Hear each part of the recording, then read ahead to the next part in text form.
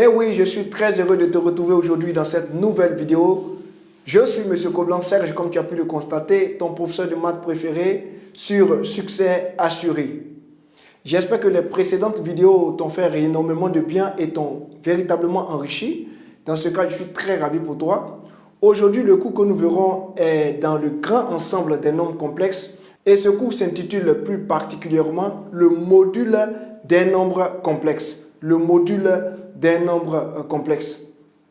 L'objectif de ce cours, c'est de t'amener à comprendre la notion de module des nombres complexes. Ça va? Et comme plan de ce cours, premièrement, nous verrons la définition du module des nombres complexes. Par la suite, nous verrons l'interprétation graphique du module et nous terminerons avec quelques propriétés sur le module. J'espère que tu es prêt. Ok, on y va. Abordons donc la première partie de ce cours. Qu'appelle-t-on module d'un nombre complexe? Suis-moi attentivement. Il est dit soit Z égale à A plus IB avec A appartenant à R et B appartenant à R. Le module de Z est égal à A plus IB est le nombre noté Z avec deux barres verticales. Ça va?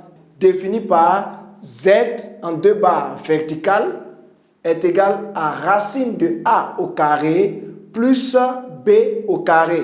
Ça va? Voici ainsi défini le module d'un nombre complexe. Ça va? Il faut que tu saches que le terme module a été introduit par Jean-Robert Argan, exposant une manière de représenter les quantités imaginaires par des constructions géométriques. Je dirais, en plus de Jean-Robert Argan, la figure autre avec le repère, tu vois bien qu'on a le module de Z qui représente la distance OM, le module de Z qui représente la distance OM, et qui est égal à racine de A au carré plus B au carré. Ça va? Voici ainsi, je dirais, défini et représenté le module des nombres complexes. On va y aller maintenant avec quelques exemples. Le module de Z est égal à 1 plus I est Z en deux barres verticales qui est égal, il est dit A carré plus B carré. Notre A ici c'est 1 et notre B est 1. Donc ça fera racine de 1 au carré plus 1 au carré est égal à racine de 2. Donc le module de Z égale à 1 plus I nous donne comme résultat racine de 2. Ça va? Ok, on poursuit. Le module de Z égale à 1 demi plus I racine de 3 sur 2 est Z entre deux barres verticales qui est égal à racine de 1 demi le tout au carré puisque ça représente notre A ici plus racine de 3 sur 2 le tout au carré puisque ça représente notre B ici et ça nous donne comme résultat 1. Ça va? J'espère que tu me suis attentivement. Si on donne un autre nombre complexe Z3 par exemple qui est égal à racine de 3 plus 1 plus 2i, il peut s'écrire aussi racine de 3 plus 1 entre parenthèses plus 2i. Ici, racine de 3 plus 1 représente A et 2 représente B. On demande ici de calculer le module. Donc, on aura Z3 entre deux barres verticales qui sera égal à racine de A au carré plus B carré. Dans notre cas, A au carré, c'est racine de 3 plus 1 le tout au carré. Et B au carré, c'est 2 au carré. Ça va? J'espère que tu me suis bien. On poursuit. C'est égal à la grande racine de 3 plus 2 racine de 3 plus 1 au carré plus 4. Ce qui donne par la suite la grande racine toujours à l'intérieur de laquelle on a 4 plus 2 racines de 3 plus 4.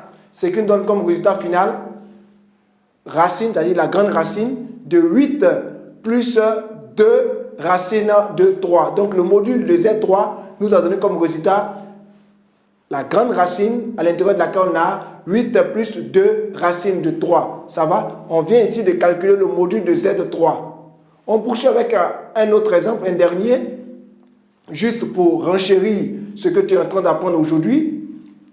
Z1 est égal à 3 moins I sur 2 plus I. On nous demande de calculer le module. Le module de Z1, ça sera Z1 entre 2 barres verticales qui est égal à 3 moins I sur 2 plus I entre 2 barres verticales qui est égal à module de 3 moins I sur module de 2 plus I. C'est-à-dire 3 moins I entre 2 barres verticales au numérateur sur 2 plus I en 2 barres verticales au dénominateur. Ce qui va donner par la suite au numérateur racine de A au carré plus B au carré, c'est égal ici à 3 au carré plus moins 1 au carré. Et au dénominateur, on aura racine de 2 au carré plus 1 au carré, en tenant compte du fait que 2 représente A et 1 représentera B. Ça va? Donc, on aura par la suite au numérateur racine de 10 et au dénominateur racine de 5. Ce qui est égal à racine de 10 sur 5, ce qui est égal à racine de 2. Donc, le module de Z1 nous a donné comme résultat racine de 2. Ça va? J'espère que tu as bien compris ces quelques exemples et que cela t'a aidé à mieux comprendre la notion de module d'un nombre complexe. Ce qu'il est important de savoir aussi, c'est que le module de 0 est 0 et le module d'un nombre complexe non nul est non nul. Il est important de savoir cela. Succès assuré.